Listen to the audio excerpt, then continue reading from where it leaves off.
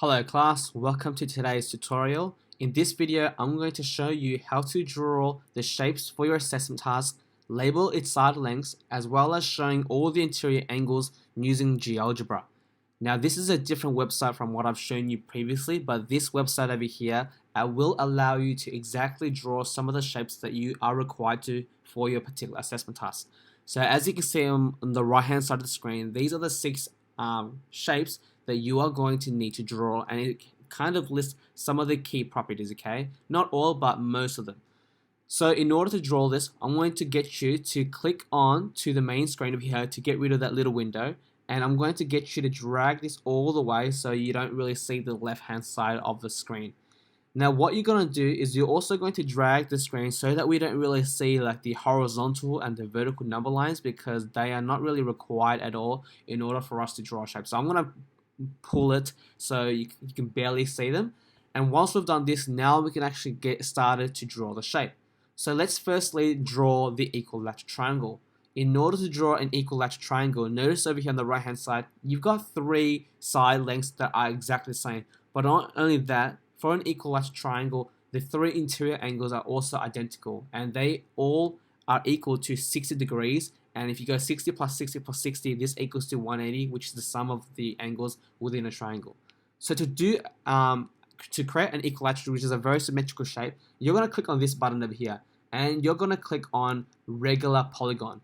By clicking on regular polygon, this will allow you to draw a equilateral triangle that's symmetrical, that has identical side lengths as well as identical interior angles. So click on this button over here, and what I'm going to do is, because I'm going to draw all of my shapes onto the screen, I'm going to draw a very small one. I'm going to start from here, I'm going to go from here to here, okay? And once you put the two coordinates in any position, this particular window will pop up, and this will tell you how many vertices or how many corners do you want for your shape. Since I'm trying to draw a symmetrical equilateral triangle which has three corners, I'm going to put in 3 here and click on OK, and notice that this has automatically drawn my triangle very symmetrically. Now in order to prove that it is symmetrical, that it has equal sides and it has equal interior angles, what I'm going to do is I'm going to click on this button over here, okay? And if you click on angle, this will allow you to show the interior angles within your equilateral triangle. And the way that you need to show it is by clicking on each of these three corners. But when you click on these three corners, make sure that you are going in an anti-clockwise motion. So I'm going to start from C, and to go anti-clockwise, I'm going to go C, B, A.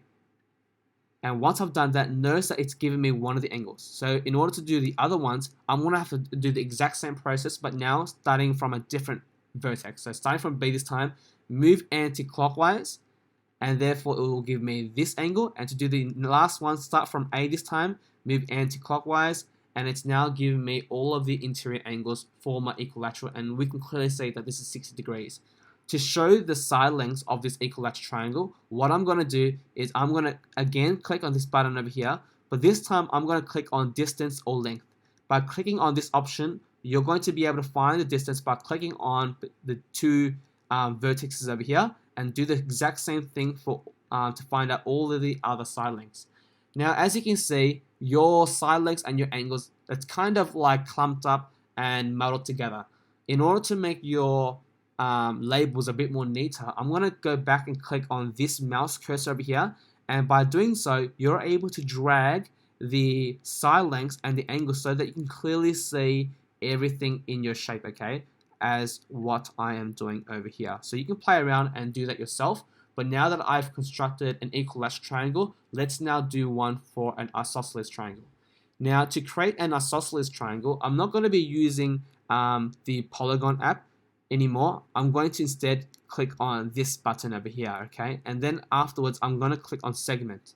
Once I've done that, I'm going to therefore draw some lines, okay? And notice over here, by drawing a segment, it creates lines. And because I know that for an isosceles triangle it has two equal sides, I'm going to try to roughly draw this so that it's symmetrical as well. So I'm going to try my best to do that. And in this case over here, I've now drawn my triangle, but to prove that it's an isosceles, let's show the interior angle. So again, I'm going to click on this, click on angle, and move in an anti-clockwise manner. And when I move in an anti-clockwise manner for all of the three sides, it's going to give me all of its interior angles over here. Oh, sorry, what am I missing? I'm missing this one, and this one. Now, as you can see by my shape over here, notice that you've got two angles that are identical and one angle that's not identical. This is one of the key characteristics of a isosceles triangle, and I'm also going to prove that by finding the distance between each of the side lengths. So I'm going to do that as shown over here. And as you can see, DE and FE, these two side lengths have the exact same length, as you can see. And that again is another key characteristics. And once you've finished drawing your shape, again, I'm going to move my mouse so that I can drag the side lengths so that you can clearly see the shape, and just make it a bit more neater, okay? Now that I've completed doing the isosceles, I'm now going to do the exact same thing for a right angle triangle, okay? So for a right angle triangle, because one of the angles needs to be a right angle, I'm going to draw a right angle like so, and connect the dots together. And now again, do the exact same thing where you need to show the angle. So move in an anti-clockwise manner. So I'm going to start from I, go to H to G. Once I've done that, as you can see, you've got the 90 degrees here. Do the exact same thing for the other interior angle. So this time start from H, move anti-clockwise, and you've got this. And when you do the exact same thing for the very last one, and you've got 45 degrees. So now that I've drawn this, I'm now going to show the side lengths. And then lastly, I am going to make my image a bit more neater by just dragging all of the side lengths over. The next shape that we're going to draw is a scalene triangle, and a scalene triangle is a triangle where you don't actually have identical side lengths at all. All side lengths have a different size, and the interior angles of a scalene triangles are also going to be different from one another.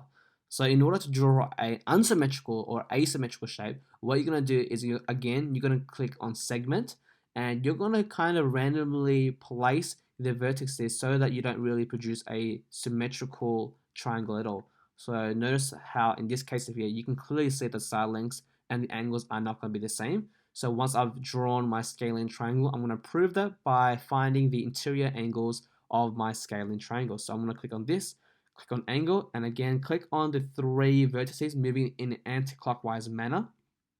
And I'll do this exact same thing, starting at different positions to find out all of the different angles, okay? Now that I've done that, I'm now going to find its side length. So click on that button and then just link the different side lengths together. And then to make my image a bit more neater, I'm clicking on the mouse button over here, the mouse cursor, just so I can drag the side lengths so that you can clearly see the angles as well as the vertices as well. Let's now draw the next shape, okay? So when you're trying to draw a parallelogram, again, you're going to click on this button over here, click on segment, and because a parallelogram is a quadrilateral where you've got parallel side lengths that are identical in terms of its length, and you've also got opposite angles that are equal, what I'm going to do is I'm going to try to use the grid lines so that I can kind of make my lines parallel. So let's start from here, and I'm going to make a line like so. You can put it in any position as you like. And I'm trying to make it such that it has an identical side length, okay? So remember, you're trying to draw two parallel lines. So I'm going to try to draw one over here and one over here. Because as you can see here, this is kind of moving like 3 units. I'm going to try to draw another one that's kind of moving 3 units, okay? So 1, 2, 3. So this looks parallel to me. And what you're going to do now is just join the other vertices together to draw your parallelogram. Once you've done that, now I'm going to prove whether it's a parallelogram by showing its side lengths as well as the interior angles. So what I'm going to do is again, click on angle. Now again, click on 3 vertices and move in an anti-clockwise manner. So I've got the first one, do the exact same thing for the other one. So in this case, I'm going to start from here, do the exact same thing again, starting from a different coordinate. And in this case, do the very last one. And in this case, I've now shown all of my interior angles. And in this case, if you notice that your opposite angles over here are identical, and this is one of the key characteristics of a parallelogram. What you're going to do next is you're going to click on this button over here to find its side lengths. So just move around, it won't take you too long at all. And I've now completed drawing my parallelogram showing all side lengths and angles, but I'm going to click on the mouse cursor just to make my image a lot more neater and more presentable. Okay, oops, that's the wrong button. So this one here, this over here, let's move this here to make this more visible. I'm going to move that there, and I'm going to move that over there. Okay, so now that looks pretty good. And finally, for the very last shape, I'm going to draw a trapezium, or also referred to as a trapezoid in the US. So in this case over here, one of the key and the only key characteristics of a trapezium is that you've got two lines that are parallel from one another. So again, I'm going to use a grid just to help me draw these parallel lines. So in this case, you're going to draw a segment. And because one of the parallel lines has a shorter side length, I'm going to draw this as a shorter side length, and the one that's like running underneath it is going to have a larger side length. Okay, it doesn't really matter what the side length is, as long as one's shorter, one's bigger, that's fine. And all you really need to do is now connect the dots together. And now I've completed drawing my trapezium. Now what I'm going to do now is I am going to show again what the angles are going to be. So click on the 3 coordinates and then keep moving in an anti-clockwise manner so that you've got all of the angles shown in your quadrilateral. Once you've done this, then what you're going to do is you're going to click on the distance to show the actual side lengths. And as you can clearly see, the two lines that are parallel, they have different side lengths. One of them is 3 units apart, the other one is going to be 9 units apart. And I'm just going to click on the mouse option so that we can make our image a lot more neater and more presentable.